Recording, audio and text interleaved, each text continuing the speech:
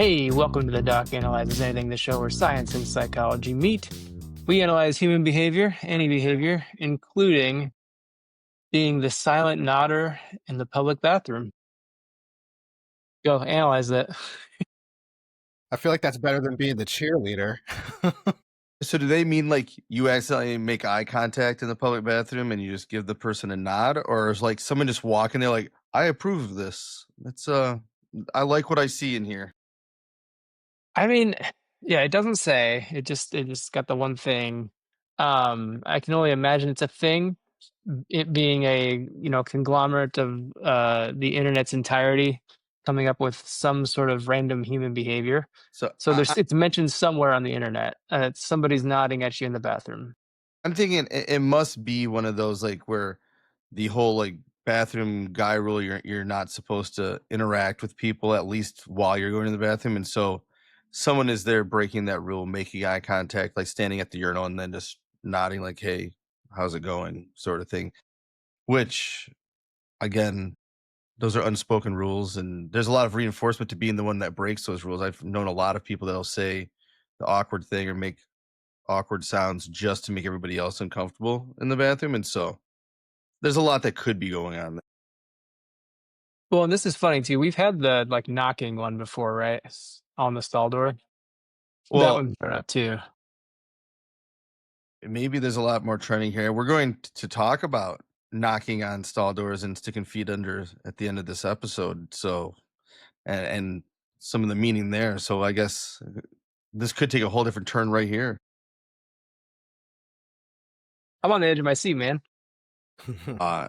We did mention that in a previous episode, just joking about some famous politician being arrested for solicitation or trying to engage in lewd acts through that bathroom behavior. And so I looked it up for this one because we're talking about addiction today. And one of the topics we we're going to discuss was sex addiction, because that is what I believe that gentleman claimed, or what people tend to claim when they get caught in an awkward situation, which is against their supposed morals that they were elected on, that sort of thing. And so, but we'll save that to the end. We'll get into this a little bit more first. Hello, everyone. I am your. Thanks for laughing, throwing me off completely. I I'm like the transition. Go ahead. I'm your host, Dr. Steven Sparks. With me, as always, my co-host Kyle Sturry and our sometimes co-host Chad Hartung. And first, I feel like I need to apologize. That last episode, I think, good information. It was a fun topic to talk about, but I just wasn't feeling well. I didn't have the energy that you come to expect from me. I edge of the seat, getting excited, jumping around, like Brad always says. I'm just right there, buckets of rainbows and things like that. Feel a little under the weather. The holidays coming up. I don't know what was going on there, but as always, power on, try to do better the next time, and we always blame Kyle. So somehow that was Kyle's fault. I was gonna say never apologize. Oh, no, 100%. I'm not really apologizing for me. I'm apologizing for Kyle. It is his fault because he is the one kind of setting all this up and editing it for us. And so It's the new Spindrift. I think we can blame it on that unsweetened lemonade. It's not. Is that the strawberry? No, unsweetened lemonade. It says It's like strawberry lemonade right at the top. Oh yeah, you're right. It's unsweetened though. I've never had this before. I don't like it. So I'm drinking it. I don't like it. I like to mix those with like electrolyte packet drinks. So it's like a electrolyte drink, but it's fizzy. But it's something about that strawberry one. It almost tastes like old, not quite rotten, but starting to ferment a little bit, strawberries, and that's not a flavor I'm a big fan of. And so no, thank you. I don't like that flavor necessarily, but I do like mixing those in with some of the electrolyte drinks just to give it a little fizziness and a little extra flavor. It's got like a like car freshener vibe to it. Not like what one would taste like, because that would probably be awful, but like what it smells like, I feel like. I really wanted to like that mixed in with like, I had a lemonade flavored electrolyte drink packet that I'm like, these two should mix really well. It'll be like a strawberry lemonade, but fizzy. It'll be good. And no, but I'm like, I'm gonna drink this because I'm dehydrated, but otherwise, I'm not a fan. So Do you drink a lot of electrolyte packets? I like one a day. I don't know the is that a supplement or No, what do it's you it's so it's like it's not Gatorade, but you can get powdered Gatorade to mix in with water, and then you're just drinking the Gatorade. It's the flavor. It does the same thing. Um, I drink it not because I need to hydrate, because I like the flavor, but I don't drink pop or anything like that. And so it's just to have something change of pace from water. But I'm not I going to hear give you. the brand out because I don't know that they're not horrible people or something. But there are certain ones out there that I enjoy the flavor of that then I mix sparkling water with to make it so it's like drinking pop or something, but it's not. You are always really careful about the brand names you drop. I've noticed that. I try to be. I'm sure at some point I'm going to get caught up, but this is just one of those that like I have no idea what they are, and so I'm worried about. I'm wearing a brewery shirt that you can't see what on like what's on there, but it's a brand new brewery I went to up in Traverse City that was really cool, and so I'm hoping they're not horrible people because I liked their beer and their like what they're doing there, and so I am cautiously supporting them just by wearing the shirt here, but that's as Yeah, far as I'll take it. they're not horrible yet. Yeah, you never know. I mean, who knows who they're going to throw out in the cold on a winter's night or something, you know what I mean? And it's going to be in the news. But so far, I'm a fan. Um, Speaking about breweries and alcohol, let's talk about addiction. Yeah.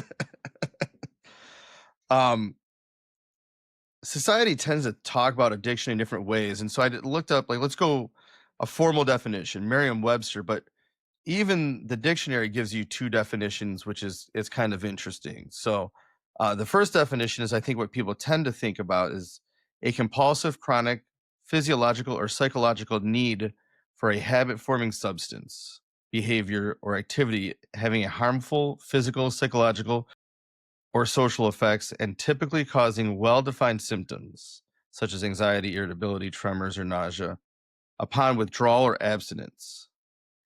Um, but the second definition is just a strong inclination to do, use, or indulge in something repeatedly. And so, Oh, having spent, that's interesting. yeah, like Because if you think about, one says go- like it requires that you have a withdrawal or abstinence. The other one just says repeated indulgence. yeah, and so I think it reminds me of growing up, teenage and 20s in like a partying community, partying lifestyle, that group of friends, where someone would do something like, oh, well, smoking pot, it's a mental addiction, it's not a physical addiction.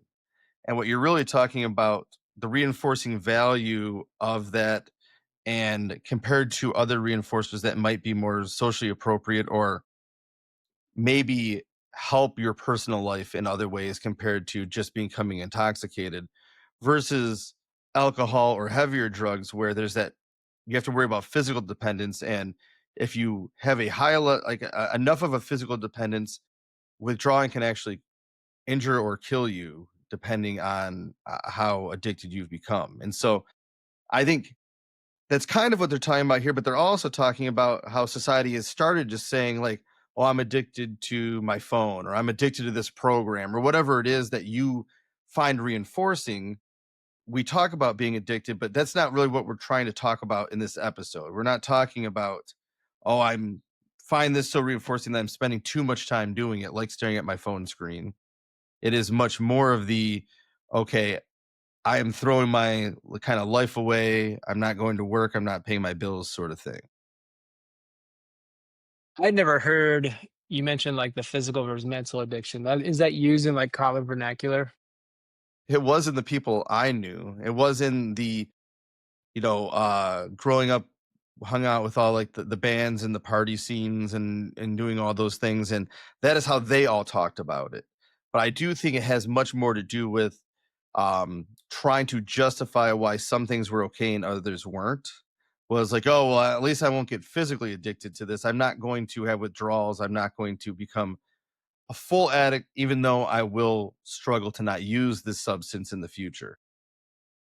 Gotcha. So like mental addiction is just it, like in so many words, non-jargony. I just like it. I'm going to keep doing it repeatedly. Physical, like I need it, or else I'm suffering Well, physiologically.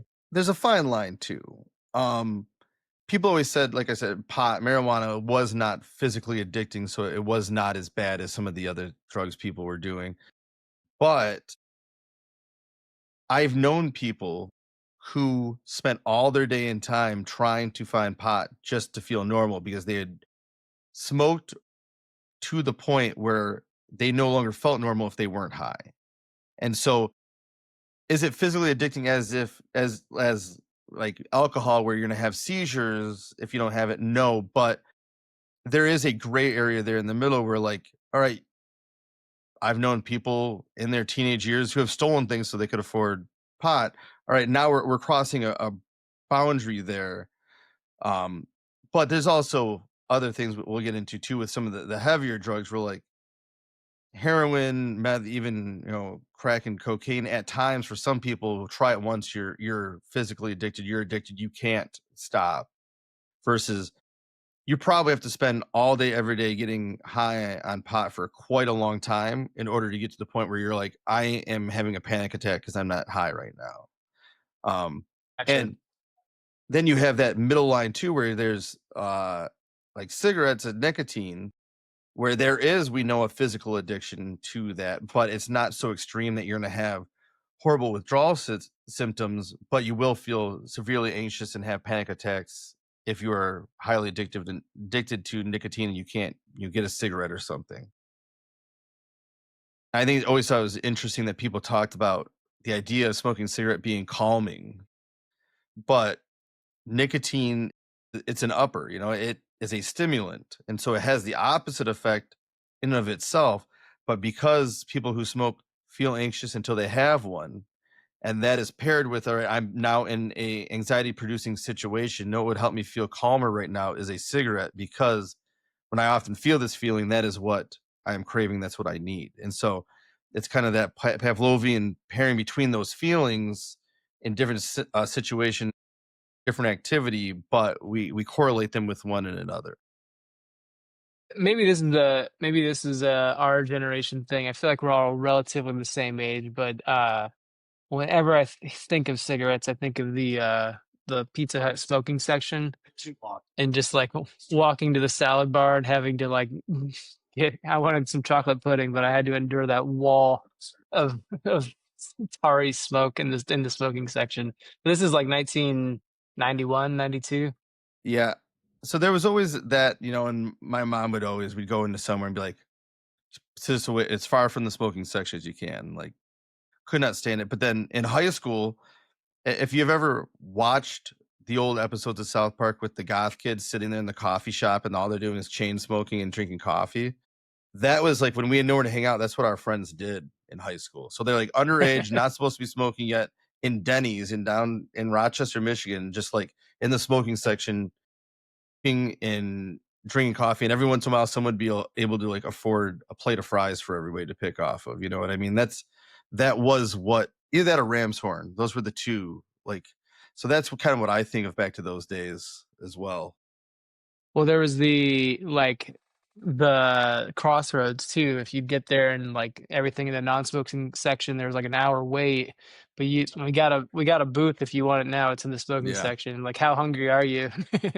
Well, and in my family, we were never hungry enough. We would wait, but sometimes like Ram's Horn, that was like always late night. You go there at like 1 a.m. and the whole place turns into a smoking section at 1 a.m. Like there was no choosing between anymore. It was just a free for all at that point. So What What is Ram's Horn? it's Sorry. like a Denny's. It's one of those chain American eatery, like, but I think you could probably get dinner anytime, but I just remember they always had like better cheese sticks and better chicken tenders. And so Yeah, I've been to Gotcha. Ram's Horn wearing like a suit because it was after like a school dance or something. Like been there all different types of situations. yeah, Wendy's, sorry, go ahead. No, I was going to bring up a different topic. Go ahead. I say Wendy's was the go-to until it closed down, and then everybody had to try to find a new place. And so By the Yeah, end, Ram's Dollar Corner Junior was kind of the place. Bacons. Yeah. That was the day. I'm curious, like when it comes to the addiction, how much of it, like I get that there's some substances where it becomes physically addictive just for you, but how much of it is like associated with being around people? So like maybe I don't like smoking pot, but I do like smoking pot with people. And that is the part of the addiction that I thrive off of versus like just the pot alone or that sort of thing. You know what I mean? Yeah, and be clear, like obviously we talk about going to breweries, tasting beer, but I don't drink to the point of intoxication really anymore. I don't have a problem with people in a controlled way where they're not becoming like too much of a habit forming type of situation smoking pot either. So don't, especially in our state, it's legal. No judgment there, even though I just get too anxious and paranoid for the last decade of my life, so I don't engage in it. But Same. I Such a remember the day but. that that happened. It was a New Year's Eve, and I ended up in the corner. I was like, "Nope, never again. Not doing this. Uh-uh." but if you have some of those same friend groups and you're in situations that have been paired with those activities when they were reinforcing, then you will feel that feeling like, oh, I smell that, that brings me back, that sounds good, even though there's no way I'm doing it because I know I'm going to have a bad time, sort of thing. And it is, I think, part of why people often struggle with stopping smoking is, all right, I've quit for a few weeks, but now I'm going out with my friends again for a couple of beers, and I always smoke when I'm doing this. Or um, I quit in the wintertime. I'm driving down the road. It's a nice, early spring, warm day, windows down.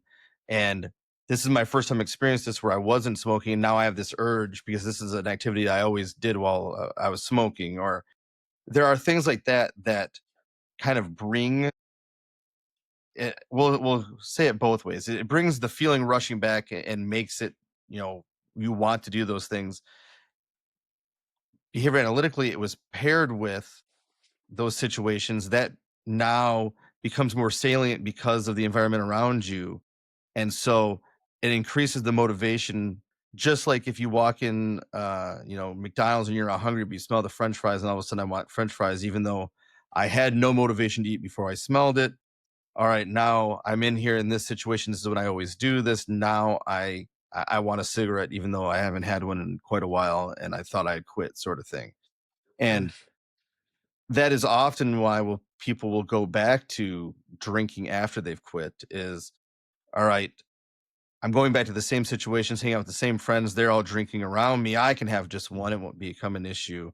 And then nope, it becomes two, becomes three. And now I'm right down the same rabbit hole that I was before. It's sinking and my life's falling apart because it sure seems like I should be able to have just a beer and not have an issue. I don't get drunk off of one beer. Why wouldn't I be able to just have one, sort of thing? Um, I never had the issue with drinking to an extent where I felt any withdrawal symptoms or um wasn't it was negatively affecting my, work life or anything like that. But I would probably drink more than the average person when I did happen to go out. And being able to now join like a craft brew like beer scene where I can enjoy the alcohol for a different reason, different groups of people, share that with people. It was like a transitioned the function and what's reinforcing about the alcohol to something different, and therefore that was effective. Otherwise, if it was still going back to the same hole in the wall bars that we went to as teenagers and 20-year-olds and partying with the same people, I probably wouldn't enjoy that now unless I was partying with them, and I don't have any want to do that anymore. You know what I mean? It's a different type of situation. And so you may have those feelings come flooding back, but I'm not saying this is necessarily the best way to treat it, but there have been studies to suggest, mostly European models, where learning to what they call control drinking, but learning to drink in other situations in other ways and finding other sources of reinforcement in that drinking can combat or maybe prevent act as a treatment for alcoholism, whereas just high levels of intoxication were the original reinforcers. And so I remember learning that in a substance abuse class I took in college. I've not read up on any follow up studies and see how well it goes. I don't suggest anybody try doing it on their own, and I don't even know if it's still recommended, treatment at all. But in Europe for a while, they were finding at least maybe more successful than like a 12-step type program. There is for sure, I don't know about those either. There is for sure a lot of research currently, at least in the behavior analytic literature, on contingency management techniques, namely being like online groups where you check in and either like blow for um, alcohol use, or there's one that will monitor cigarette, like the likelihood that you like, what is it, some substance that it can detect when you blow into a meter, and it can detect if cigarettes have been used or not. And contingency management has a high degree of success from what I've read so far. And the key part of that being reinforcement provided upon meeting goals, or even like fading levels. Like, you know, you can smoke so many cigarettes, but next week you're going to aim for this lower, and then lower and lower. And yeah. Yeah, there's also been some where you can smoke all you want, but they decrease the nicotine levels, and so each cigarette becomes less Yeah. reinforcing. Maybe Uh, that's th- what I'm referring to. That might be what I'm thinking yeah, of. I think that was Jim Carr in our field did some research on that a while back. I've known people that did their dissertation on monetary um, reinforcers for not smoking, and so Yeah. there's a lot of things out there that can help, and it may not always be a one size fits all, or figure out what works best. But um, if it's basically if it's affecting your personal life or your professional life in any way, then like anything else, we say try to find someone doing some of this work and help yourself out. And if not, I mean, you have to be honest with yourself, because I think a lot of people are in denial when it starts affecting their life. But if it's not, then I guess, is it really a problem? Should we really be telling people not to do it? You know what I mean? Uh, Right. Right.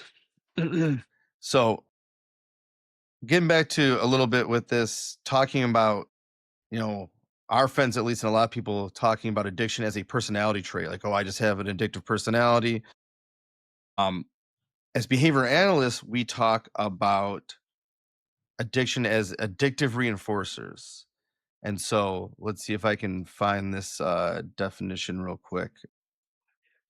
An addictive reinforcer is a reinforcer for which repeated exposure is a motivating operation. And so, Hmm. Chad, can you remember what a motivating operation is? Can you describe it to the folks? No. Directly?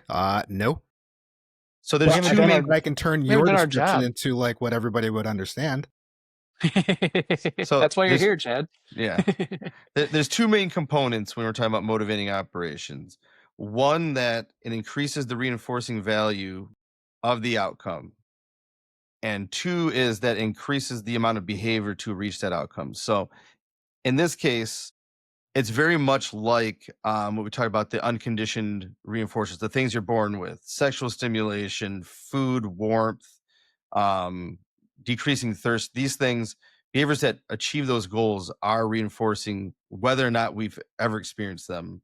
With at the moment of birth, to some extent or another, that is just built into us genetically over time. Addiction kind of takes that form, whereas you're not addicted to something unless mom is using it in utero, but uh, you're not addicted to these things until you try them. But once you try them or retry them repeatedly, now all of a sudden it has almost a biological type feel to the level of reinforcement. And so, like we said, some drugs, the first time you try them, can have that effect. Others, like alcohol, it takes quite a bit of use and repeated use and frequent use to have that effect on the body. But it kind of mimics those unconditioned natural reinforcers that are built into us, but only because of the amount of use and the fact that you have used them now, rather than it just being something that occurs naturally. So what that definition says is just the use of these substances creates a motivation to use them more and more and more. And it doesn't say this specifically, but what tends to happen is the amount you use the first time isn't enough the second or third time to get you the same reinforcing outcome. So you have to also use more and more frequently to try to get the same reinforcing outcome, which kind of takes you down that rabbit hole. There's Um, probably a lot of physiological factors there too, right? Like if you're using a substance that alters your whatever body chemistry is happening in a significant way, it's going to kind of automatically detect quote unquote those moments and fluctuate accordingly to offset the effects of those events. yeah, that's at least one theory on why overdoses happen is if somebody uses a substance in a general situation frequently, such as a certain group of friends or a certain place or certain events, that sort of thing. Now your body starts to compensate for it even before the substance is used, so you don't overdose and you don't have like your body doesn't stop working on you basically. But if you now use it in a new situation, and your body doesn't start to compensate.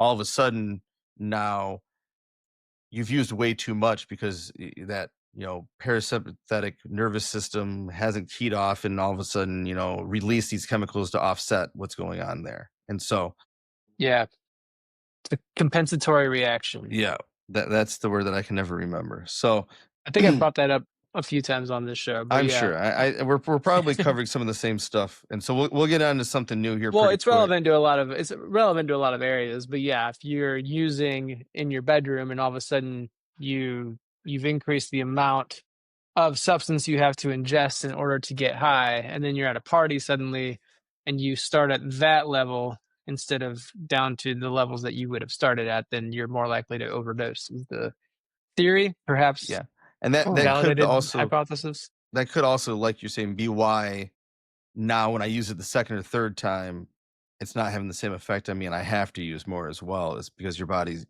is trying to counteract it as well. Although I don't have the data to say that is definitely true, it would logically make sense that that could be why that's happening. Well, I can say that Yeah. that tracks. I for a while would have like a beer night, just part of my ritual. But then if I go out to a brewery and have a beer, it hit me like a ton of bricks. Totally Yeah. different, same beer out of a can. No, nothing was different except for the environment was different, and it wasn't part of the regular routine. And even coffee, I can have like 2 or 3 cups of coffee in the morning at my house and wake up and, take a nap 2 hours later and, like, feel nothing. If I go to a coffee shop where I don't normally go, or I go at least, like, variably, like, not on a reliable schedule, I have 1 cup of coffee and my heart's racing. It's odd. I will say Chad was always hard to read because he never seemed that intoxicated. Like the next day, he'd be like, "I don't remember what happened yesterday." I'm like, "Really?" Because you seem completely normal to us. Like we Yeah, couldn't even tell. I've always had really good composure, but I've also been a real trash Yeah, pile before. I mean, there was like most of us would be acting a fool, and there's just Chad being quiet, doing his thing, and like next day find out nope, he was just as bad as us, and we all thought he was sober. So, And uh, I wanna hang out with Chad more often. The same me all the time. kind of going back to that second definition, it tends to be like the things that people do too much. It's almost talked about things that society would think we should do less of. You know what I mean? And so that might include substances or smoking, or like eating sugar and other food. Which, again, if you eat a ton of sugar all the time, there is a physiological need to continue to take that on, and so that kind of fits both sides of it. Where it may be more of a I don't want to say physical addiction, but kind of like with the marijuana, most likely.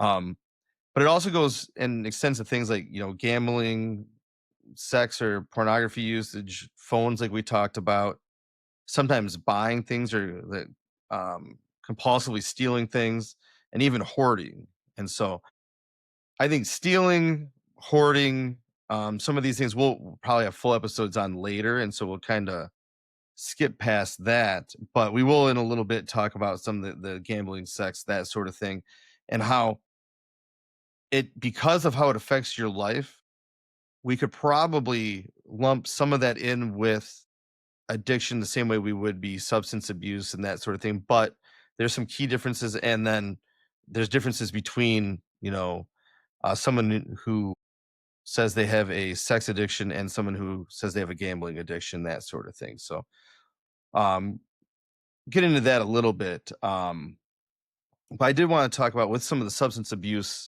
as well that there's a lot of discussion in our society about uh, mental illness and the tie to substance abuse. And while we do know that people with a mental illness or even developmental disabled diagnosis are more likely to have a substance abuse disorder, at least for the mental illness side or mental health diagnoses. We don't know which comes first a lot of time.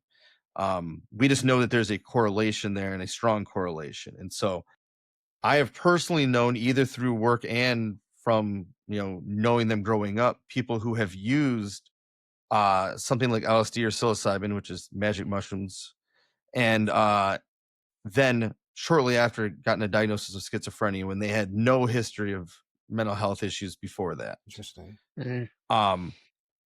One person I was talking to, and this is someone I met in a professional standpoint, they're like, no, that person was completely what we would call like uh typically functioning with their peers towards the end of high school into college, and all of a sudden by the time I meet them years later after having this diagnosis for a period of time, and there was not a single statement made that was based in reality.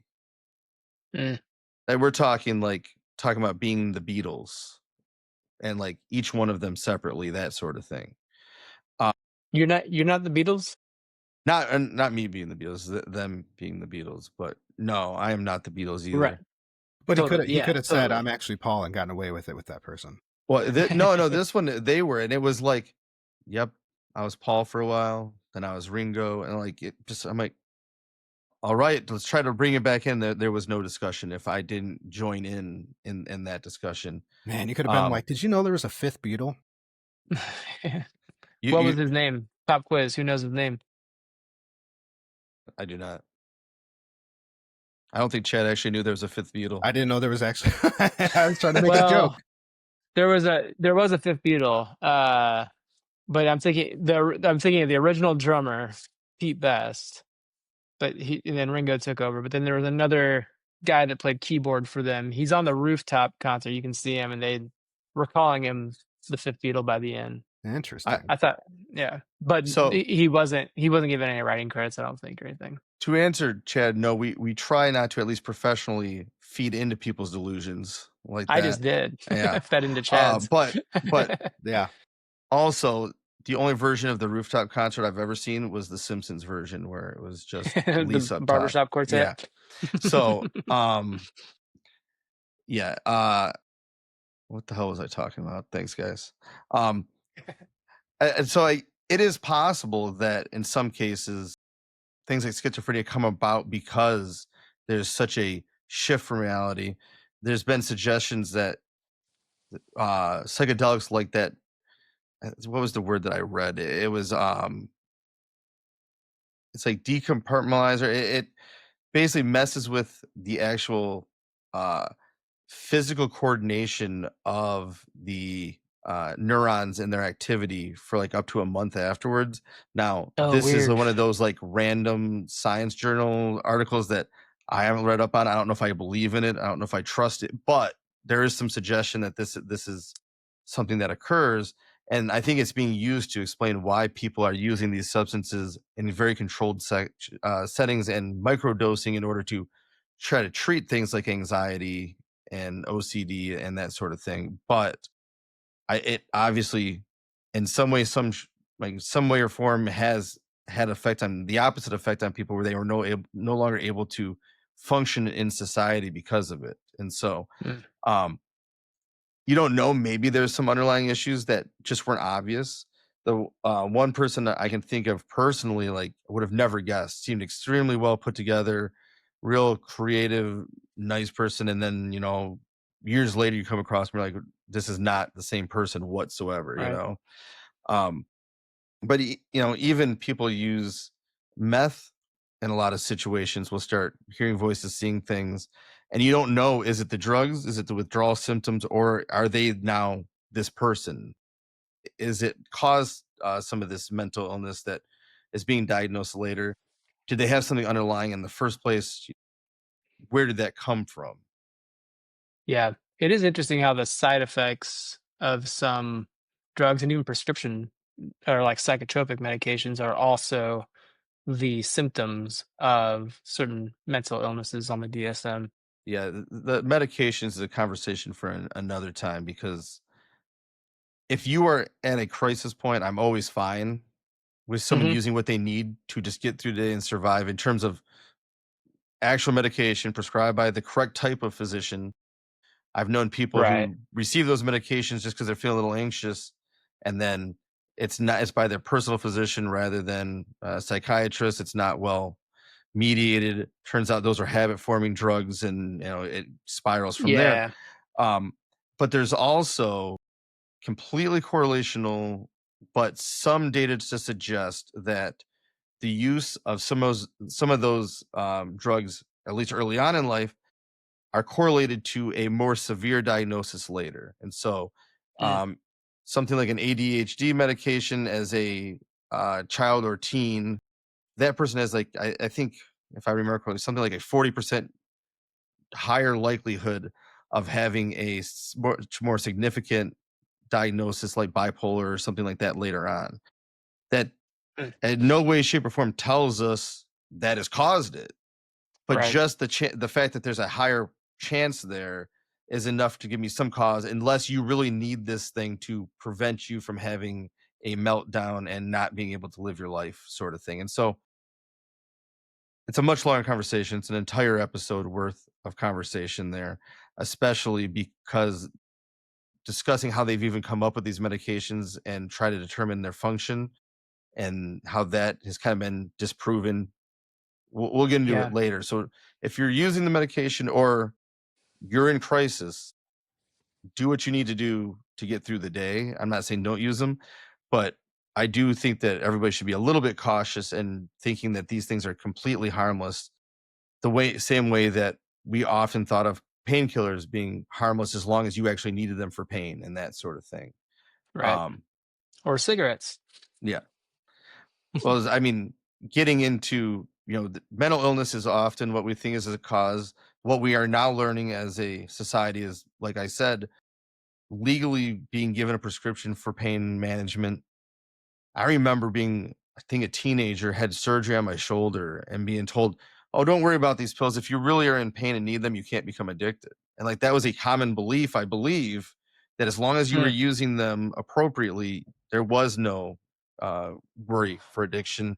And now we know that anybody that uses them often enough, long enough, is likely to become addicted and then move on to illegal sources of these medications, such as Hmm. heroin, uh, because that is what they can access without a prescription. So that is, I think, what we're learning as a society as a whole. Like what it tends to happen for a lot of people, um, but for our friend group, it was a little different. As far as I know, not many, Your if friend any. group, not mine. No, yeah, Chad and I, we did not know Kyle back in those days. From what Kyle tells me, he would have hated us because he was the straight edge kid that would fight and mess with all the druggy kids. Um, I had a rambunctious side. to be fair, I say our friend group. I had older people in my life that gave me like very strict rules on like these are the things you'd never try. These are the things are probably not a good idea to try. These are the things that, as long as Yeah. you do it rarely, it's not going to hurt you. Like, yep, nope, this thing, it's going to ruin your life the first time you try it, so never do it. And so I never got into anything heavy like most of or many of our friends did. And I don't remember Chad necessarily getting into things heavy like that either. Um, but I remember it was actually at Ramshorn one time, and one of our friends showed up. Always I Ramshorn, know. man.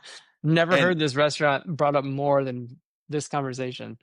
Ramshorn sitting there, and someone shows up and they're like, "Hey, I got some crack. Who wants to try it?" And like people are excited. Yeah. And I'm like, you guys pole vaulted over that line. Like there's a line that you don't cross.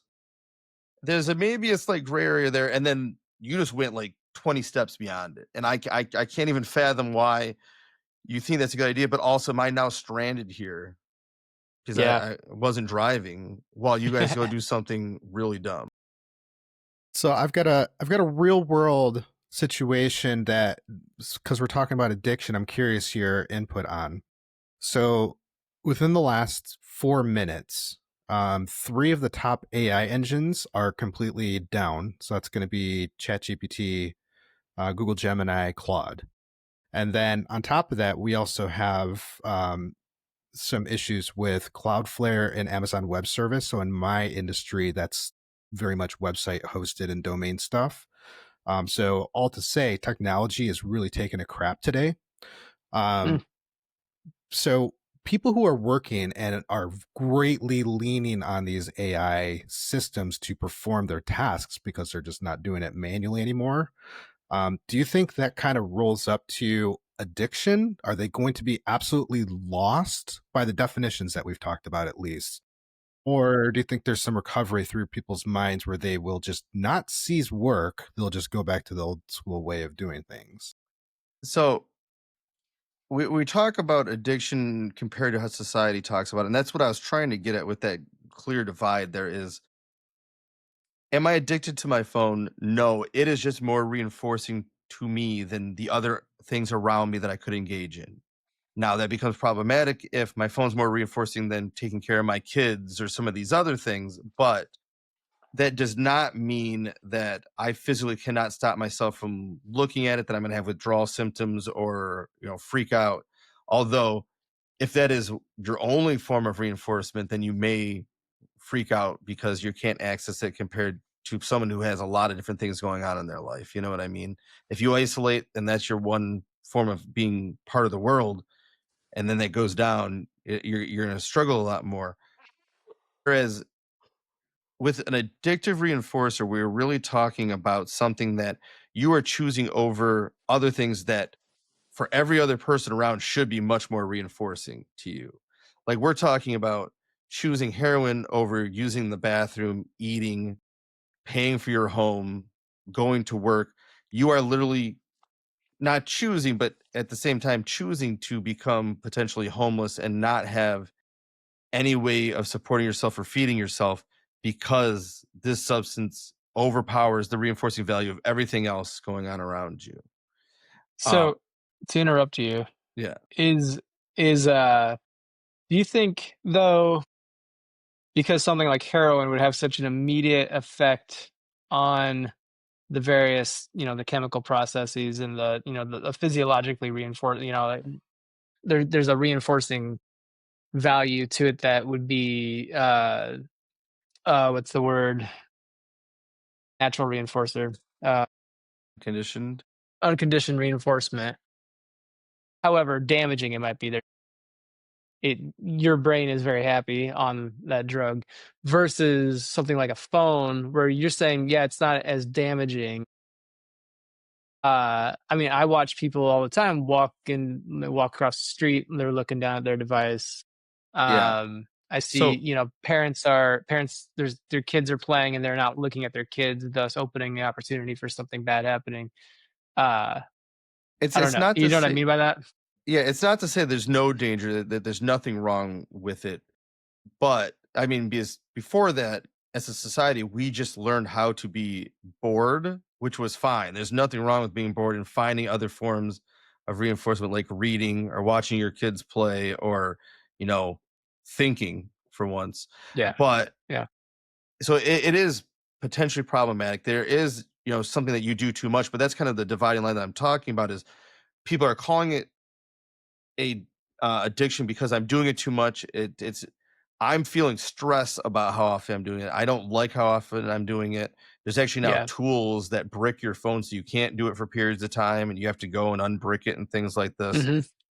Yeah. It is definitely potentially problematic, but comparatively, I, am not needing it to the extent where, like, yes, I might be bored and I am now uncomfortable being bored. I am not having necessarily a panic attack because I can't do it. Now, Right. you're talking about work, Chad, and how it affects your ability to do your job. Again, problematic because we want people to actually know how to do the job rather than relying on this technology. In our field, we see instances of people using this technology to do something when they don't have the expertise. And then from Mhm. what like we can tell, the technology doesn't have the expertise yet in our field either. And so people just aren't doing a good job and then relying on this.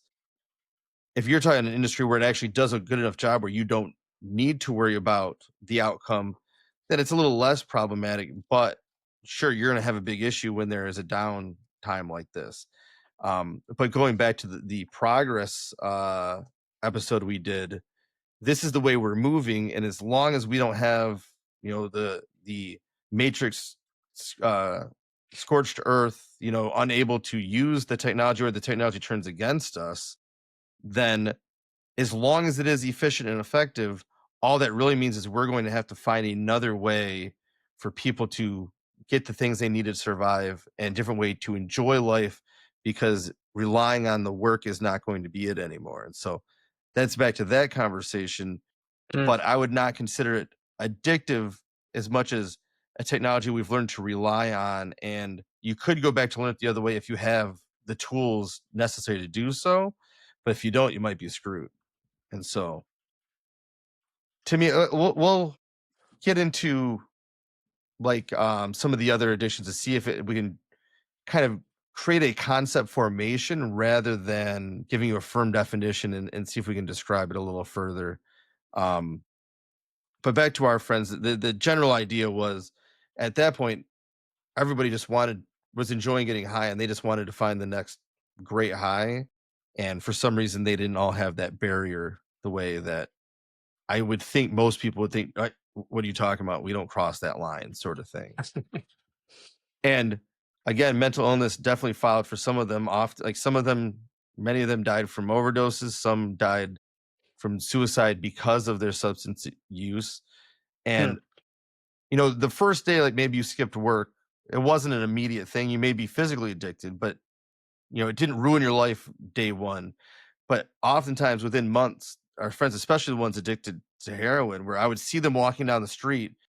6 months ago, you were a really good friend, and now you look at me like you don't even know me, because it's consumed so much of your life that is all that you're worried about and thinking about at this point, is where do I get the money so I don't feel sick and maybe feel good Wow. again? Who know? So, Yeah. um, so we'll key on mostly in gambling and the sex addiction. Um, Interesting phenomenon, and I say, people say they are addicted to these things. I think there's a difference between the two, and I want to be careful. I'm not saying for any way, shape, or form that someone is not addicted when they say they are to something, but we'll talk about why there's a difference between the two here for a moment. Happens to do with the effects of motivating operations, like we've already defined again, and some of the schedules of reinforcement as well. And I'll try to talk about this in a way that's not too boring scientific stuff for everyone. But I think it's pretty obvious that gambling is an addiction, in that people ruin their lives regularly because of it. Um, Right.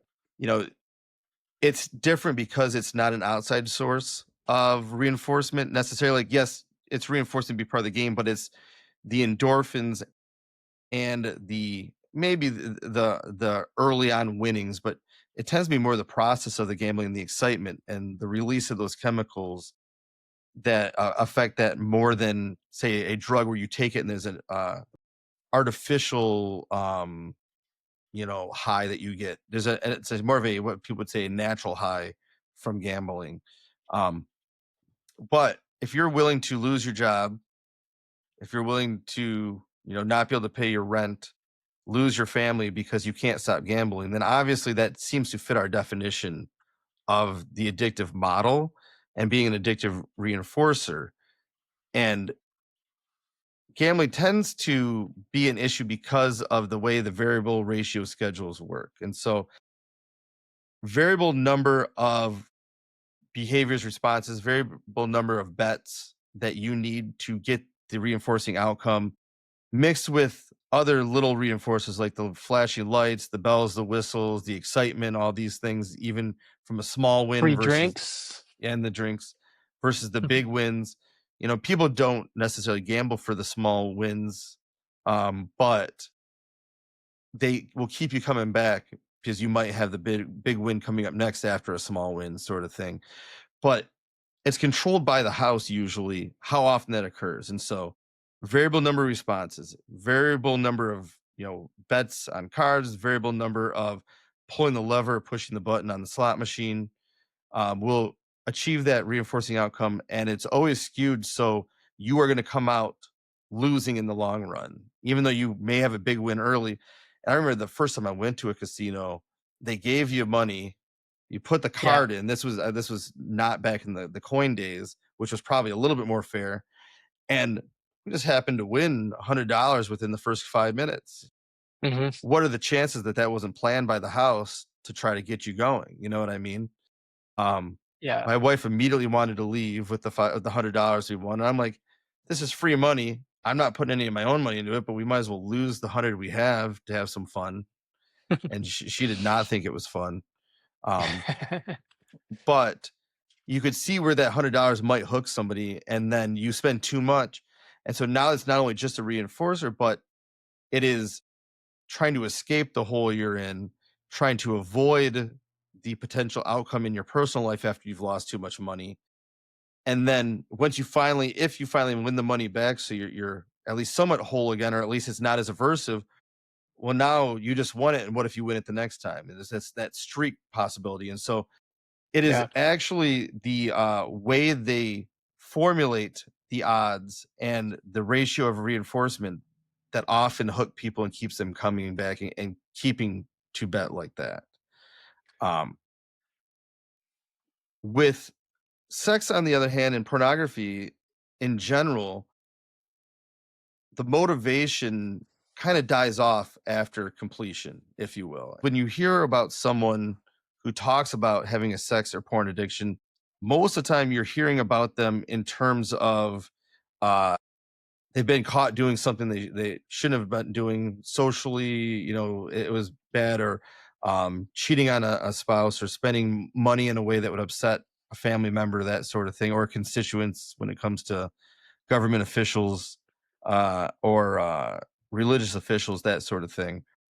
And that's usually when Hmm. we hear about the sex addiction. You might hear someone say, "I'm worried about um, my porn usage because I feel the need to watch it regularly." And we'll talk about why that might be in a moment. But if you don't think of porn as being a bad thing, and it's not stopping you from getting your work done, it's not hurting your personal life, that sort of thing, then that is really just that self-talk and your personal morals saying there's a problem with this, rather than it being what we see in an addiction. We're like, nope, I cannot stop putting that next bet on the table hour after hour, day after day.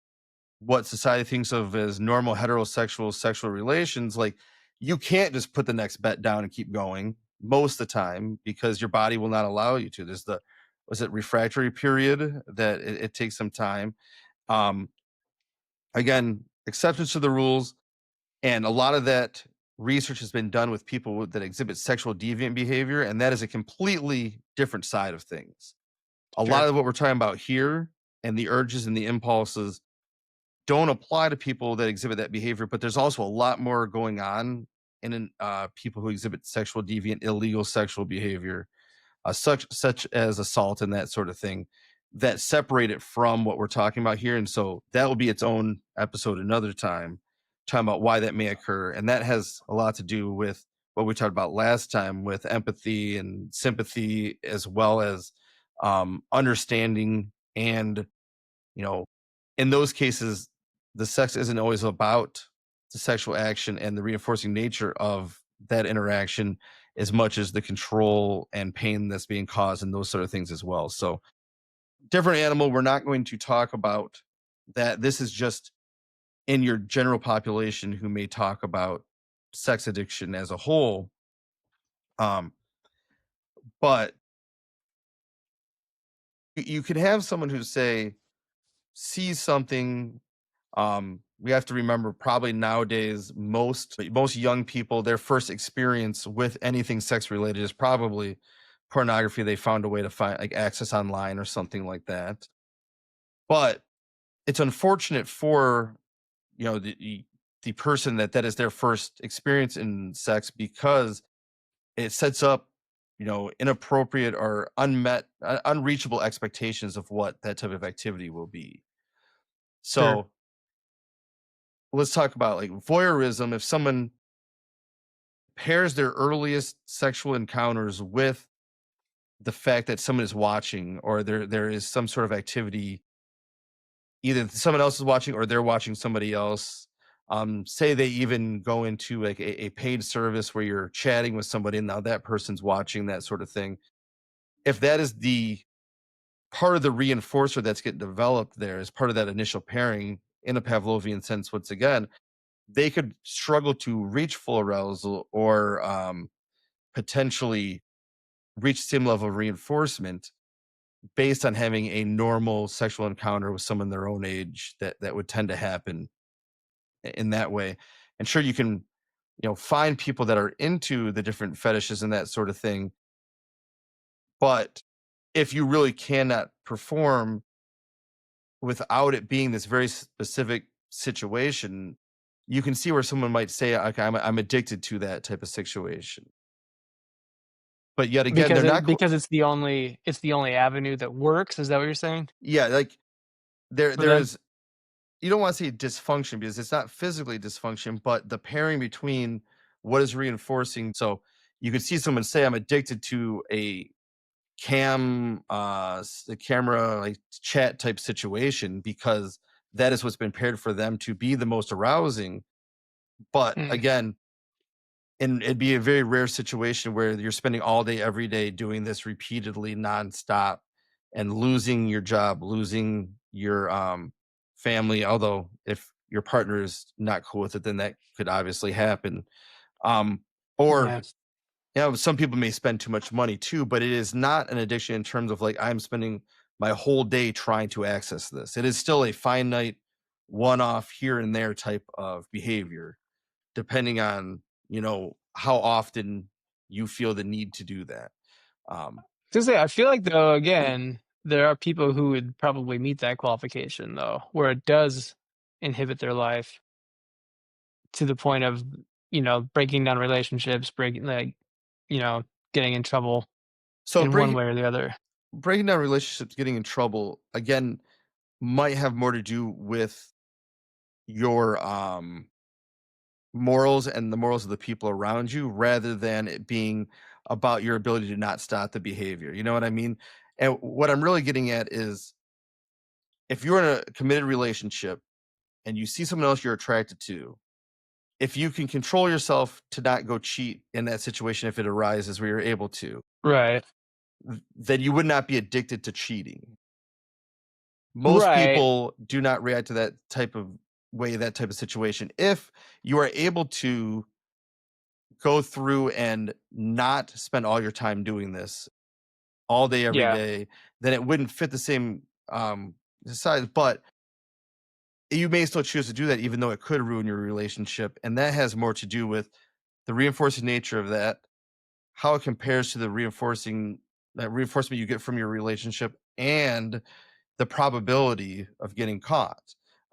If we could take it Yeah. back to the discussion before, the behavior that occurs is going to be determined by a lot of factors, like the probability of reinforcement, the probability of punishment, the Mhm. size of the outcome, and all these other factors. And so what we're really getting at is there's the divide between this reinforcer compared to this reinforcer. I'm going to choose this one over this one just because the salience of the things in the environment around me and the reinforcing nature of each one of what my motivation is at that moment, Mhm. compared to nothing else is as reinforcing as this is, and I cannot live the rest of my life because I need this. It's like a compulsion to do this thing, basically. There do seem to be those key differences that might be part of why some things fit the definition of what we think of being addictive versus nope, I just have this strong MO for this and I did something and now it's damaged my life. And it comes across as suggesting that you are not culpable because I have an addiction. It's not my fault. And that gets us again into the story of the congressperson, I believe. I sent you guys the link, of course. Chad just ignored it because that's who he is. Um, Yeah, tell this story because this was news to me. so first of all, I don't know how you don't remember this, but Larry Craig, I believe, was from Republican senator from Idaho. And if I remember correctly, I'm not gonna like read deep into this whole thing. Um, but I believe he was one of those that ran very much on like the deep religious morals, you know, the family as a unit, this sort of thing. It's the ones you got to And watch out for. yeah, and it does tend to be those individuals that get caught doing these sort of things, which is always interesting to me. Is like, do you find it so aversive that you find it reinforcing that you have to overcompensate by fighting this, or are you just saying what you need to say to get the people around you to vote you into power? But Oh, like 100%. that's for a different conversation. But he was at Minneapolis International Airport. The police had found evidence of or had reports of lewd acts in the men's room. And I guess it was a culture thing within this culture. I don't even know how to label that, but it's a group of Airport men. community. Yeah, you could call it a community where they would go into the stalls and have certain signals, such as putting the foot like kind of under the stall next to you or rubbing the hand under the edge of the rail, this sort of thing. And it was an undercover officer in the stall next to him knew what these signals were and arrested him for trying to preposition others for lewd public acts. Is this for prostitution or? No, I don't think there was any money exchange. I think it was very much just a we are travelers and this is the sign. If you're interested, I'm interested, but we're technically in public. You can't do those things in a public restroom, sort of thing. Sure. So, of course, you know, comes out, you know, he pleads guilty and then tries to retract it, says he was mistreated. And I don't know if he used the word worse, but basically suggested that this isn't what he was really doing. He was just stretching his leg and doing this sort of thing. And then the officers, of course, mistreated him and made him plead guilty and Of course, why or would it be admit to it, his that fault? sort of thing. Yeah. Um, and I try and remember he was one of the liaisons for Mitt Romney's 2008 campaign, so it was a big deal. He ended up Mm, finishing out his term but not running again.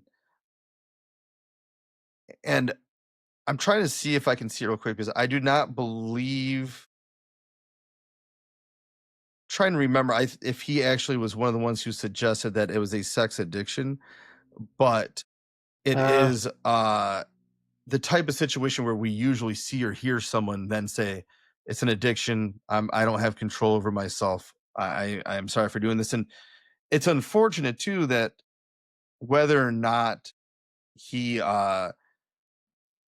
it's unfortunate that if this was something he finds reinforcing, that he wasn't able to explore that and do that just as a human being in general. And also, I mean, if he's married and has a family, then it's because of who he professed to be and right. And his yeah, constituents and everything. obviously if he's got a relationship that he's cheating on his wife or something, then that's a Yeah, different story. But right. the fact that not only is he speaking out against it, but then saying, nope, it's not true. I've been forced to do this and the act is horrible. I would never do that and that sort of thing. Instead of just, hey, if you're into that sort of thing, then do it. Like, who Yeah, cares? You know, just maybe don't be married into a situation, you know, that says it's not allowed right. to be, or don't be in a profession where you can't do that sort of thing. So, um, yeah, it's, Or don't do it in public.